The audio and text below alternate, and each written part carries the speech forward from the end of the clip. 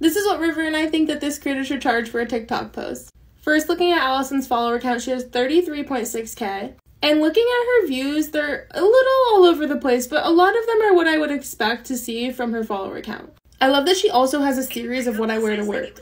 Also, looking at her comments, also inconsistent. She has some that are getting something like 56 comments, and all high quality comments too, but then the next one has 0. This is where it might get a little nerve-wracking for a brand. How does that brand know if they're going to be the video that gets 0 comments or 56 comments? And that's why consistency can be so important with engagement and with views. I would probably say that Allison can start around maybe $900 to $1,000, but I would probably say that before she starts consistently charging that rate, she should try and get her engagement to be a little more consistent as well. Find ways that you can get people excited to interact. People love giving opinions, they love answering questions, so prompt those, because if you don't, then they probably won't leave comments. And don't forget, this week we're literally doing so many lives where we're going to audit creators' rates on live, so join us then.